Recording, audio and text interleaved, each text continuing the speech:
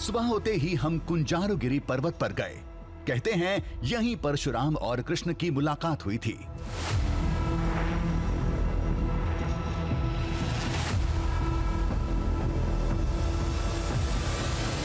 आज यहाँ ये परशुराम धाम है, लेकिन जगह उस समय की है जब पौराणिक काल में महर्षि पद्मावत राज्य में रहा करते थे।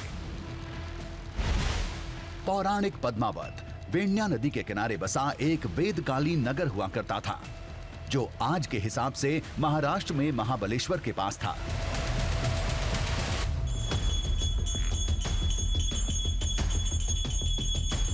जो सवाल हमारे मन में बार बार घूम रहा था, उसका जवाब भी मिल चुका था।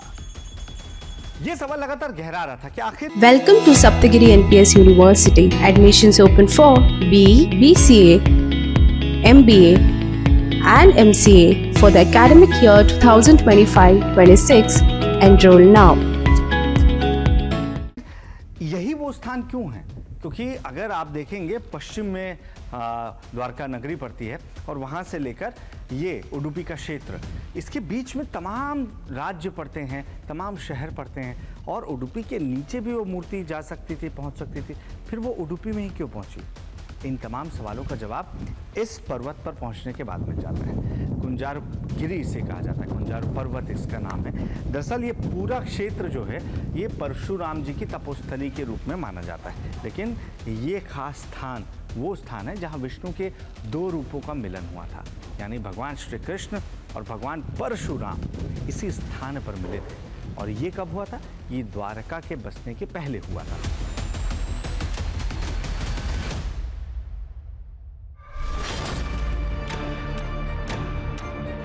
जहां भगवान कृष्ण को सुदर्शन चक्र सौंपा गया था, जहां उस दिव्यास्त्र का पहाड़ काटने में पहला इस्तेमाल हुआ था, वो जगह अब मंदिर से दूर समुद्र में एक टापू पर है।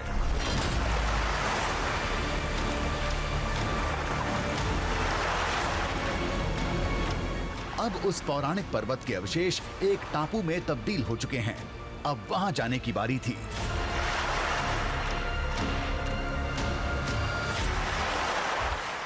देखिए, अब उस आइलैंड पर जाने के लिए हम इस बोट के सहारे जा रहे हैं। मुझे अभी भी इस बात पर यकीन नहीं हो रहा है कि ऐसी कोई जगह हो सकती है जो सालों नहीं, हज़ारों नहीं, बल्कि युगों पुरानी है और जिस पर आज भी वो निशान मिलने के दावे किए जा रहे हैं, जिसका नाता सीधे सीधे सुदर्शन चक्र से है।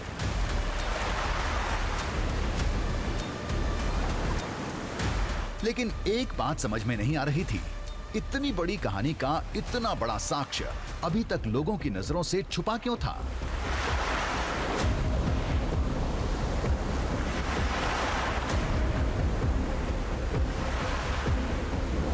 टापू पहुंचते ही हम अवशेषों की खोज में जुट गए।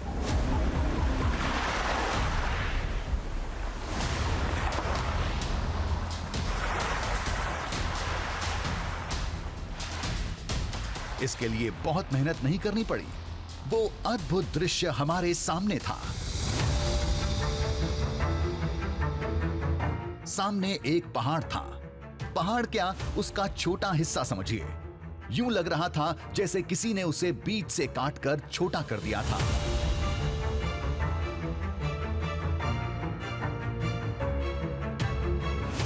पत्थरों के कटाव का तरीका बता रहा था, बड़े धारदार हथियार से वार किया होगा।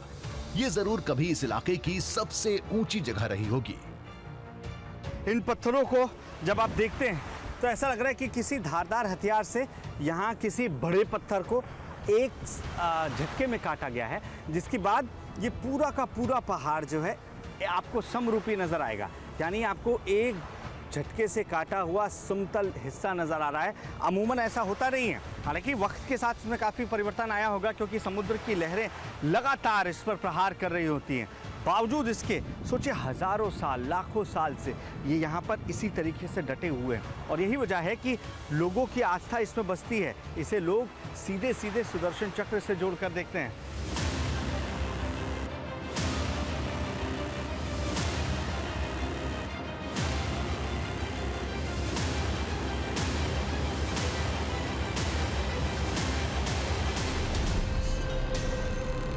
दावे के मुताबिक ये उसी पर्वत का अंश था जिस पर श्री कृष्ण ने सुदर्शन चक्र का पहला वार किया था, जिसे चक्र की तेज धार ने बीच से काट दिया था।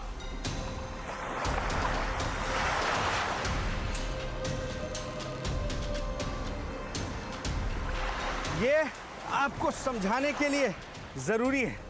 यहाँ जब मैं पहुँच रहा हूँ, आप देखिए, यहाँ ऐसा लग रहा है कि कुछ पत्थर के खंभों को खड़ा करके रखा गया था और ऊपर से धारदार हथियार चलने की वजह से, जो लोगों के आस्था के अनुसार सुदर्शन चक्र है, जिसके चलने की वजह से इसका ऊपरी हिस्सा गायब हो गया है। और यहाँ खड़े होकर जब आप इन्हें स्पर्श कर रहे होते हैं, जब आप इन्हें इस तरीके से इतने करीब से देख रहे होते हैं, तो आपको भी एक बार ये यकीन होगा कि ये संभव है।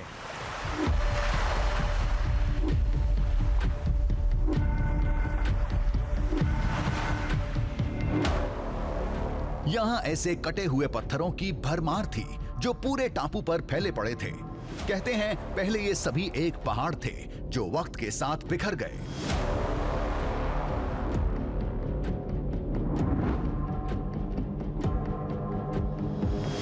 हालांकि विज्ञान में इसे बेसाल्ट पत्थर का नाम दिया जाता है, जो ज्वालामुखी से निकले लावा के ठंडे होने के बाद तैयार होते हैं। इस प्रक्रिया में हजारों साल लगते हैं।